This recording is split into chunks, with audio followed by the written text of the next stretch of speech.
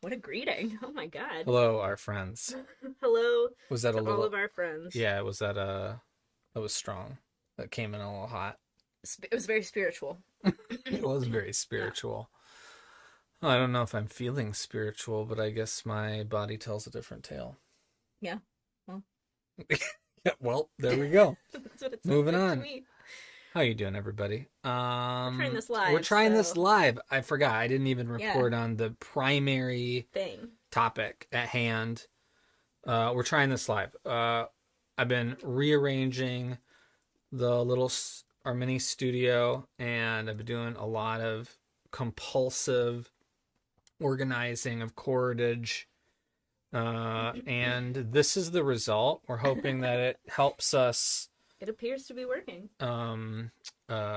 Do this actually weekly. If we can just push a button and say hi, Heidi ho. Yeah. We're testing it. It seems to be working. We'll see if that. Shout out to Yanita, who's currently watching live. Yanita, hello. Do you not want us to say your real names? Oh well. I'm just kidding. Yeah, we'll make up code names. You can always say. Everybody gets their own unique Divergency code name. Code names are good. Hey, Yanita said hi back though. Cool. All right. It's code live. Name Viper. It's working. What do you want for Viper? I mean, that's a good one. Sick. Yeah. Well, you let us know if you'd like a different code name. Neither of us are very good with names, so chose Patrick. That's the code name. Patrick. I accept. Patrick. Try to remember that. Patrick. So what's outside of trying this live? What's new? What have we been doing? I mean, you've been working a ton, and I've been doing an inordinate amount of tech work setup. So we did some leisurely things. What did we do? What did we watch? What's happening? Yeah, mostly we've been a little busy lately. Yeah. Yeah. I had to go to a 2-day in-person work meeting this week. Mm-hmm. At a job, right. At a type of job that I've worked remotely for 4 years now. So that was pretty exhausting. Going back to the office, I know haven't had to do it. People have strong opinions. I guess I would stand on the side of I got a strong opinion. People should be able to do what works best for them, because not everybody is functional the same way. Some people who are not quite as neurotypical might work much better when they're not constantly being accosted by coworkers. Yeah. Now, if you like to be social, cool, and you want that water cooler conversation, good for you. That's fine. I don't begrudge that. I have no judgment against that. I don't know why someone would want me to be engaged in conversation that I dislike. You know what I mean? Yeah. So that just feels like a bad work environment. So you had to go to the office. Also, the thing about jobs is nowadays, like 90+% of jobs are just bullshit jobs. And a lot of them can be done with a single, this is not my work computer, but via representation, a single computer can do most jobs. Right. You don't actually need the office space. For better or worse. There are downsides to it. Oh, for sure. But practically speaking, so many jobs are... And I appreciate getting to do my job from home. Corporate paper pushing jobs that everyone was so deathly afraid of in the 90s. They were like, please God, anything but a paper pushing job.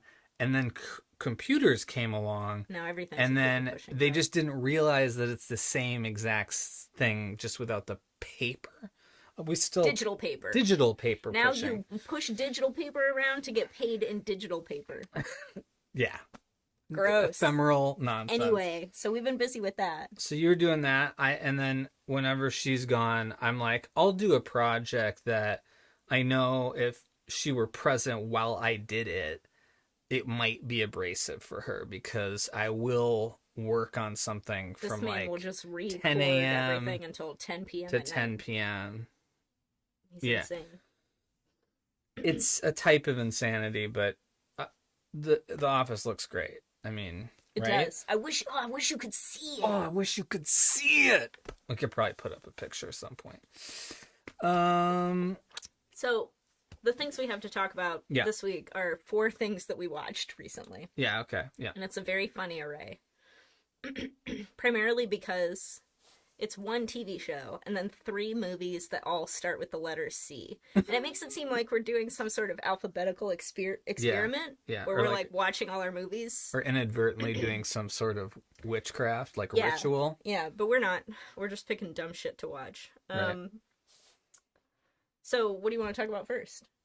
I don't remember the list, so you're going to just throw them out there. Okay, well, we'll talk about the show first, because the TV show that we went down a mini rabbit hole on last night. Yeah, last night. The early odds special Trading Spaces. Trading Spaces. On TLC. On TLC. So it's such a ubiquitous type of programming now, especially on Netflix and streaming services, that you have these like, there's so many flavors of the of house fixer-upper. Yeah, kind of thing. Right? Fixer-upper, I feel like everyone was like, oh, that show really got it going. No. Fixer-upper it had been going on for a long time. Yeah. And the cable channel, TLC, which feels like it all got sucked up into the fake History Channel. Ooh, or like TLC became the I've got 15 children channel. Right. You know what I mean? No, I'm saying they all conglomerated these cable channels and then became a disgusting version of themselves. Oh, sure. But TLC, the Learning Channel, had this show called Trading Spaces. The premise is very simple. 2 sets of friends, or friends, would trade spaces and then each get a professional designer to renovate their other person's. So you'd have these people who they'd be like, hey, when you like fix our bedroom, like please don't put anything red in there. And they'd be like, cool. And then the designer would come along and be like, it's all Here's red. My idea, red. And they'd be like, yeah, but it's like the one thing they said they our didn't friends want. Are like they have like a medical condition where red stops their heart and it becomes like a cardiac arrest situation. So I would really advise not doing that. And the designers are always like, baby, they won't even know it stopped their heart. I want it to stop their heart. And you're like, no. No, literally, all right, I've got a budget of $1,000. That's enough all on red to paint. Stop their And then so that's when it goes at its worst, of course, which is enough. And then when we it goes, both watched a fair amount of this show, and I think we were both surprised to return to it and see just how bad all of the design is. I mean, I remember enjoying that show and thinking it was like fun I'm to super watch. fond of certain periods of nostalgia for me. I did like that show, but I don't know, much like the music around that time. The all pure taste. Words. The taste is bad. Lot of bad colored walls. And magenta. That was a popular color scheme last night. It's almost hard. The fabrics. They're like recovering people's sofa. You know what? I think this is also theater people bias though, because like we see people build sets and make things look like actual houses on stage. Mm-hmm. And then we also see the like community theater version that Trading Spaces ends up becoming, where someone's recovered the couch, meaning that they've pulled a big piece of fabric that they've loosely measured, that they then just like tuck in places, and there are like wrinkles everywhere, and you're like, that's not. They're almost like the end result ends up being the designer being like, okay, so this is the mock-up. Yeah. Imagine if it were good, and then but it's like your rehearsal furniture. By the way, the mock-up's bad Yeah. though, so it can't ever be good. No, it's got a very low ceiling. Yeah, but goddamn, the designs were all terrible. They were all pretty bad. Yeah, I mean, the almost finished products. Yeah, startlingly so. Yeah. Yeah. We watched that for a long time. That was funny, and I would say give it it's hard to find. Yeah, I was gonna say. You can find it, though. If you want to see people we couldn't trade spaces and ruin each other's rooms. Yeah. Because half the time, more than half the time, everybody's stoked about all the crazy designs. We're talking impractical, absolutely hideous, nonsensical designs that aren't finished. And these people are like, holy shit. Love it. They'll like cry with tears of joy and just be like, I never thought a room could look like a big top carnival. And it's like, yeah, it can. If you're crazy enough to do that, anyone can make their room. If you spend $1,000 on fabric, you too can create a circus tent in your living room. The question we have to ask ourselves is, why the hell would you ever do that? Yeah, I don't know. No one should do that. No. So, and Patrick, to answer your question, yes, these are technically professional designers, what like the equivalent of influencers today. Yeah, they're like well-known. People knew them. Pop culture designers. Absolutely, and they became like minor celebrities on the show, where people would be like, "Oh, I got this designer. I love her." It's kind of like cooking shows for a while. They like become minor celebrities from this like competition, baking. Great British Bake Off. That was like American Bake Show. Great American British Bake Show. Bake Off. It is like that. So that was really funny. Yeah. So we did that. Watch That's the TV show. You can find a couple episodes on YouTube, but you can also minus the endings. You can. I know. Minus the endings. They will cut off the endings. I think that like gets them by copyright or something. But there's also like top 10 lists of like moments that it's worth watching. The people hated their designs when they came home. Those are fun to watch just by themselves. That was how we got down this rabbit hole last night, was we watched a video of the worst responses that people had. And then we were like, God, remember Trading Spaces? Let's try to find it. Yeah, and let's watch them do these designs. And you're like, wow, I'm surprised more people didn't just walk in and be like, what the fuck am I looking at? Yeah. What else would we do? And then, so that's our TV show. We're about to move on to the 3 C's of cinema that we've watched over the last few weeks. And boy, let me tell you, cinema could not be a better C word to describe all 3 of these movies. Because up on the docket, we have career opportunities. Career opportunities, kind of a brat pack. Are we like summarizing them? No. I don't know. I was gonna. Are we pausing on career opportunities? Yeah, let's do them one at a time. 3? Okay. Yeah. First one, career opportunities. Career opportunities. A John Hughes movie. Late John Hughes. Yeah, movie. So Pretty in Pink and Breakfast Club has a breakfast clubby kind of vibe. No. But not really. I thought you were just listing John Hughes movies. No. I was. Example. Yeah, those were examples. Yeah. Those were just examples. John Hughes. Anyways, whatever. In that time, late 80s? Yeah. So, very popular. It's 89. Right. Isn't it? And it has, what's her face? Jennifer Connelly. And really, this is... 91. Wow. Yeah. 1991. I had a huge crush on Jennifer Connelly when she was in Labyrinth, because she was like my age. Yeah. She was a little older. Yeah. And that movie is so good still. Yeah. So good. Yeah. The puppet work is incredible, and David Bowie's so awesome, and Jennifer Connelly is a vision. But in this, it's like she was kind of like playing a high schooler in that one, and in this one, clearly she was like trying to like up her image into like sexy college, sex her up. Yeah. And the whole movie is just like, it's just her in a tight tank top, and that's like. Yeah. It's crazy to think that they really did.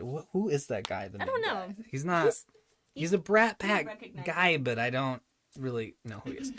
But anyways, the point is that it's like one of those movies where it felt like during the shooting they were like, like, I don't know how to make this work, so like let's just focus it on her being hot in situations, because our plot has massive holes.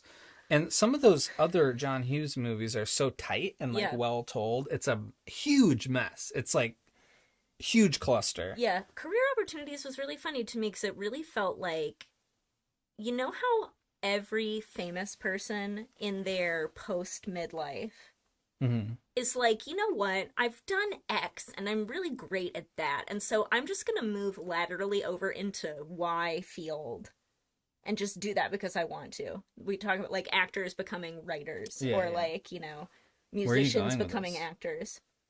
Career Opportunities was interesting to me because it really felt like John Hughes, post midlife, being like, you know what, movies, anyone can do movies. I've done a lot of movies. I want to write a play. But then no one would put his play up, so he made it into a movie. It is really kind of like felt like him being like, oh, Neil Simon wrote plays about like his life. Yeah, so I can do that. I could do that. It felt very personal to me. It did feel very personal. In kind of a weird way. Because like the male protagonist is John Hughes. Yeah, is just treated like a delusional liar the whole movie. Yeah. Like everyone's like, oh, that guy, he's just a pathological liar. Yeah. And it's like, is that you? Are you a liar? It felt very personal, and it felt very like pithy, quick back and forth dialogue of these two young people, sort of meta theatrically like reflecting two-hander on play, being two hot young people destined to get out of this weird small town. You could do it for like a college, yes, and they're like, we want to do a little play. We've only got 4 people, and it gave us a budget of $200. Someone should do Career Opportunities. We should do Career Opportunities. Let's do, okay. Check back in 1 year. We will be putting on a live production of Career Opportunities at the Sun Prairie Civic Community Theater right down the street from our house.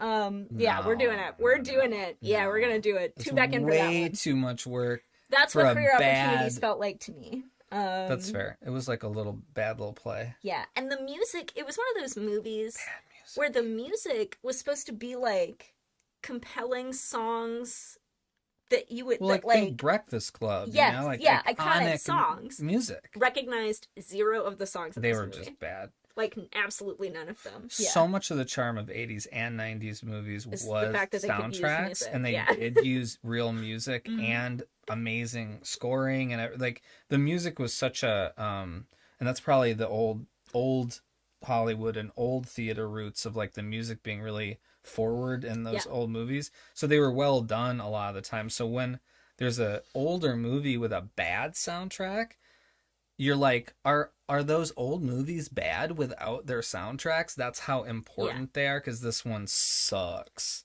It's bad. Yeah. Crazy. Don't remember anything. That was the first piece of cinema that we have to talk about tonight. The cinema with a capital C. Oh yeah. The next capital C cinema piece that we have to talk about tonight is the microphone picking up all of my sibilants with my C's, or is it just really loud to me? Is Chasing Amy. Yeah.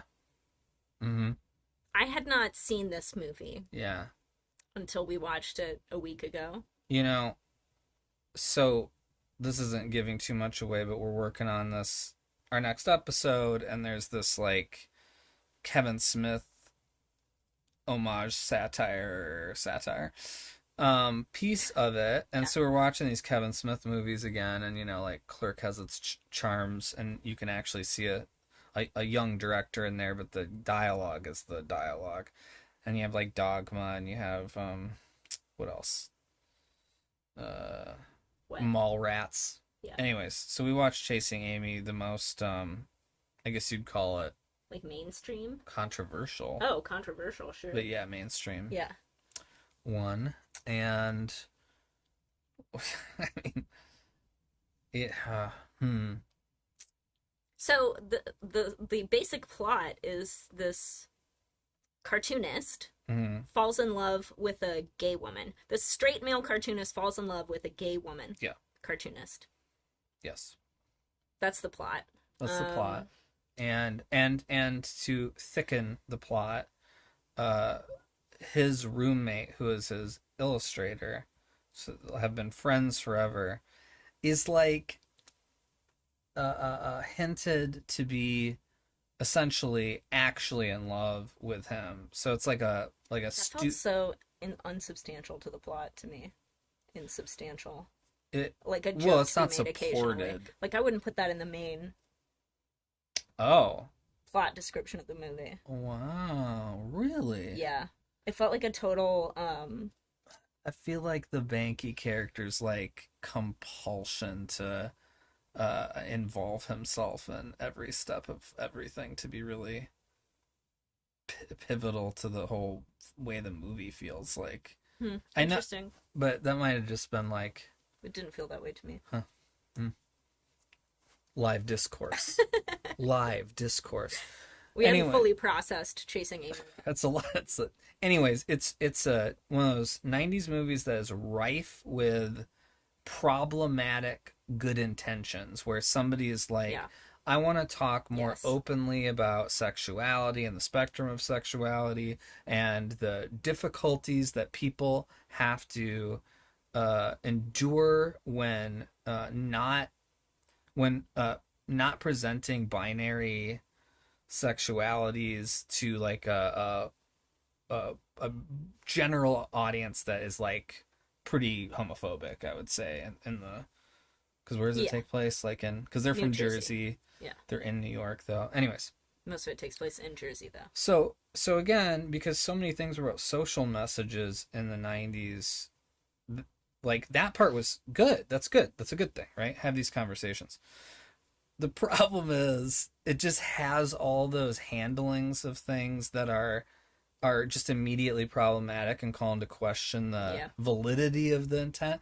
You know what I mean? Like it's like, because there's a lot of juvenile humor that I know is supposed to represent how juvenile the characters are about these subjects. I have to give it that credit. Commentary on juvenile. It is. It's aware of itself. But then the main plot is without any sense of irony, I would say. Just like the straight guy is like so sensitive. This gay woman's like, you know what? Fuck it. Maybe I'm not totally gay. With no evidence up until that point that like there was like a searching going on in her sexuality. Like she was like, there's even like a moment like pretty early on where she's like, I'm gay, you piece of shit. Like you're making this really terrible for me. So you're setting up this thing where it's like she's gay, he's straight, and then she like changes her mind. She falls in love with him. Such a great straight dude that she falls in love. Yeah, and then she's just like, you know what? It's all fluid, and it's like whatever. I'm not even gonna make a judgment about whatever. So it's just that the writer of it's like a straight white guy. So that's the problem. It's another one of those movies, and anytime anyone's created a piece of work and not considered like their perspective going in, it's always a little problematic. I'm not gonna be a dick about it and say like, you know, everybody should know better everything, because it takes some thought to figure out how to handle these things, which is why maybe you shouldn't if you're not sure. And so that's really how I always feel about Chasing Amy. It's not funny enough to be just funny. It doesn't handle the serious stuff enough to be really like formative and learning about how people resonant. At the time though, I will say when it first came out, it did that thing where, because of the time period it came out in, people were, even in the like LGBTQ community, kind of were like, I like this, that they're talking about this, even though it wasn't handled well. And of course there were other people that were up in arms being like, how dare the straight guy like have an opinion even about it. But that's like Kevin Smith in a nutshell to me too, is like he's actually seems like kind of a smart, sensitive guy who has that like just white guy thing where they're like, well, I can do anything, it's okay, like it's cool as long as I have gay friends, I have black friends, that kind of thing. And I always struggle, because I guess, is it better that he's doing these things or not? But putting that aside, the execution just for me is actually also a big problem. Like if the movie were really good, and we talked about our quintessential problem with the movie is that we don't really like the two leads, and if you don't like the two leads, then it's really that's really unappealing movie. Yeah, see all that stuff we just said, because you delve into these serious subjects. Sometimes it's amazing what can be fixed and sort of salved over when the cast is amazing and the writing's really good. Yeah, like you can say that the same insane kind of dumb naive plot, if executed much better, might have really been a different film, but not this one. And we're like we're way over analyzing Chasing Amy, but the point is it's just one of those things where I guess everyone should be able to, there's the two sides of the argument are like everyone should be able to make their art from a personal point of view. That's what makes it art. So even if their personal point of view is fucking stupid, they should be able to do it. And then there's the side of like, if people have a huge forum to talk about serious things, they should like maybe choose be carefully. Responsible and know what the you're talking about. Kind of. Yeah. I do believe they're both valid, and I waffle. Even though I always tell people that they should be responsible, it's like, I don't know, some art I like and the artist is a piece of shit, so I don't know. Anyways. Yeah. It's tough. That's a broader conversation. It is. It's not owed to Chasing Amy. No. But Mallrats, that is a layered cake. Have we talked enough about Chasing Amy? Yeah. Yeah. Also not a great soundtrack. Like not a memorable. I don't even remember what's on the soundtrack. And I feel like you would want that movie to have a baller 90s soundtrack. And also Mallrats has a great soundtrack. Has this great Mallrats, the pinnacle of Kevin Smith's career. Chasing Amy, the floor. Suzanne. Great Weezer song. Cool. That's on the Mallrats soundtrack. Nice. All right. If you like Weezer. Lastly, but not leastly. Not leastly at all. Our last C cinema movie was Crocodile Dundee. Crocodile Dundee, mate. Yeah, sure. we put a shrimp on the bobby and we watched Crocodile Dundee. Yeah. So interesting movie. Sorry to all the Australians tuning in. Yeah. I mean, listen, you know we know that's insulting. Yeah. Paul Hogan, who plays the titular character, Mick Dundee. Michael J. Crocodile. In the title, Dundee. Crocodile has quotes on it, like so we didn't think his name was Crocodile. Just in case. Spoiler alert: Crocodile Dundee is the main dude. Crocodile is his nickname. It's not his real name. Because he kills crocodiles. The movie's not about him finding out whether or not he really is named Crocodile. No. We know that from the title credits that put it in quotes. They're like, his name's not really Crocodile. So Crocodile Dundee. Yep. Paul Hogan wrote it, right? With somebody, or created it. The story, yeah. So it's one of those movies, man. It's got a lot of hilarious sexism, like funny kinds, like God. Less damaging, more funny. Like, you know how like when people unintentionally are not respectful or well, we talk about this all the time. Like there are movies sometimes where it's like you could interpret it one way where the woman is not like an idiot, but then if you look at what the movie's saying, the movie just continually is like, no, she's an idiot, but it's because she's a woman, like this heiress journalist from New York who thinks that she can hang in the Australian outback. She's got gumption, but she is a fucking idiot. Because she's a woman and she has a smaller brain, she couldn't possibly be as smart as this outback fellow. It's absolute nonsense. But it's not like hateful. It's just stupid. It's like and it's dumb the whole way. But Crocodile Dundee, the main character, right, is such a funny, because I think Paul Hogan low-key does a good job. Like he's charming. I think the reason the movie blew up at the time was because he does a really good job. This character is a very, I think, specific silhouette. Character. It's like... It's one of those good universal characters, like a clowning character almost, where, like, it's going to be appealing to everybody. He's, like, enough of a stand-in for any old Joe kind of thing. but he's somehow that like magical character. Yes. Because he has this one line early on where he says something to the effect of like me and what line? God would be mates. Like that is his line. Because he's like not religious. You know, he's like lives in the fucking yeah, the what bush. The bush. So anyways, yeah, so he's like this almost like you know, like myths with like a deity in the body of a like a human, Hercules, like an Australian like Hercules or something kind of character, or like more of like a one of those gods that's like hiding as a like moonlighting as a person or something. Anyways, yeah.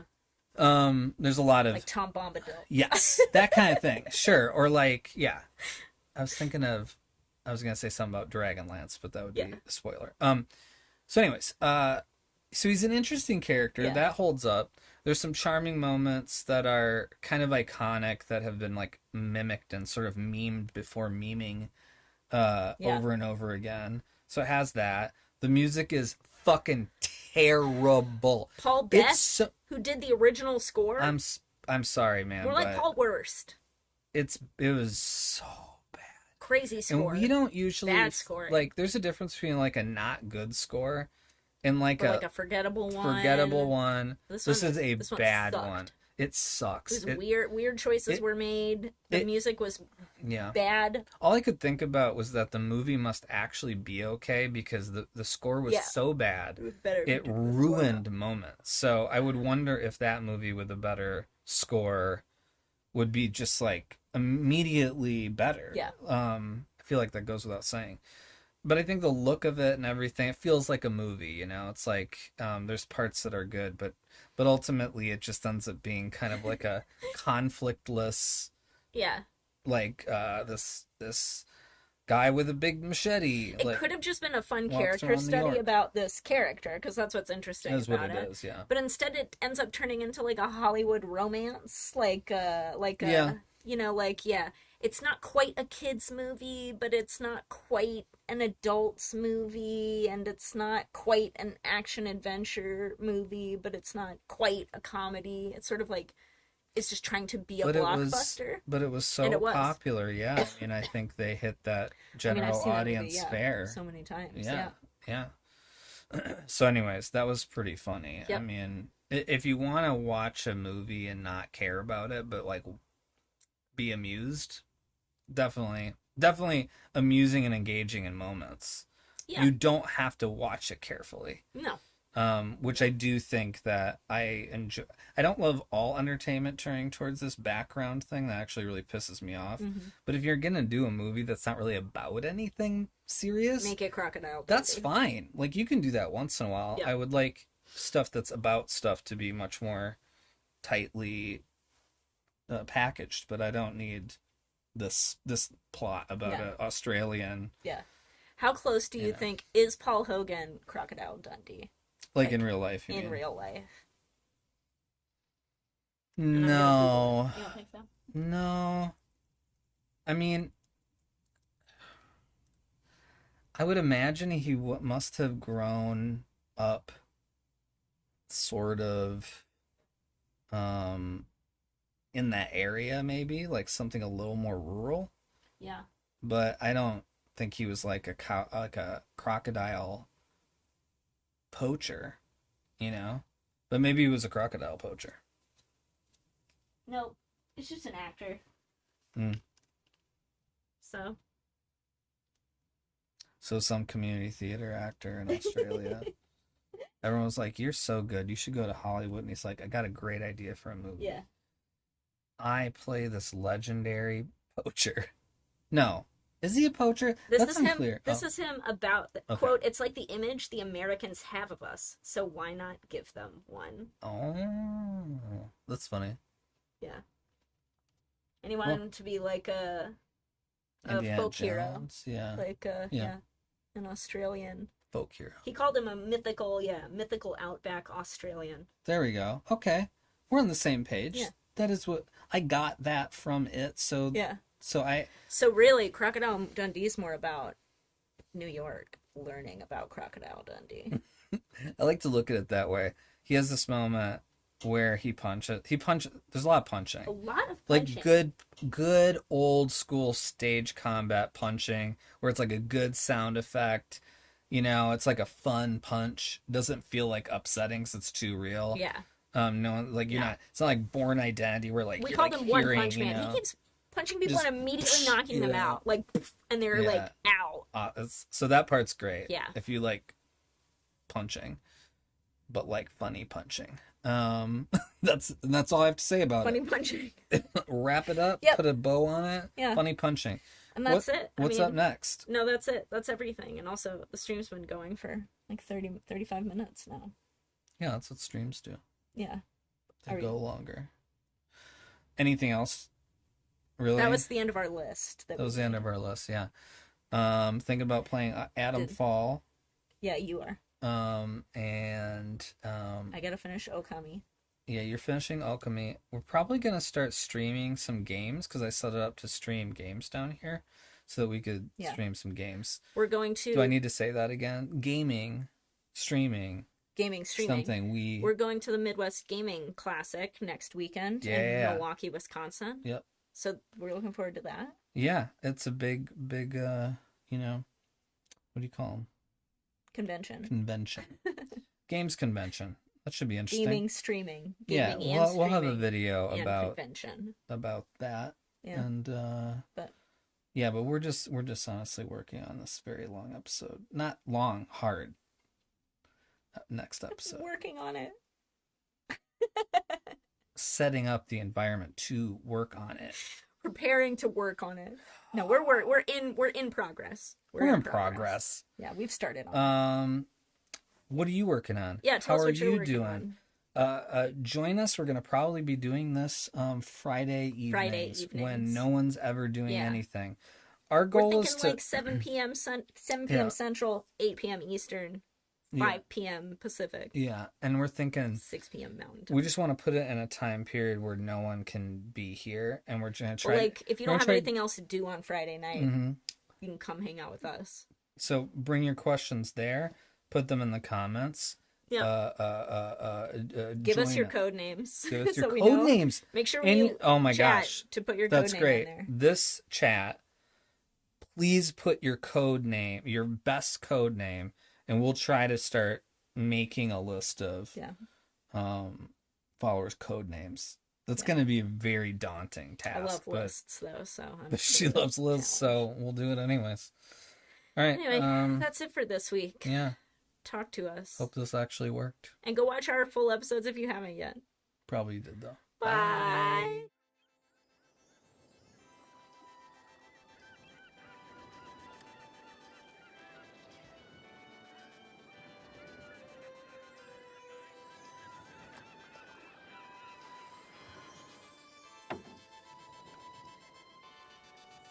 巡る思考がまた落ちゆく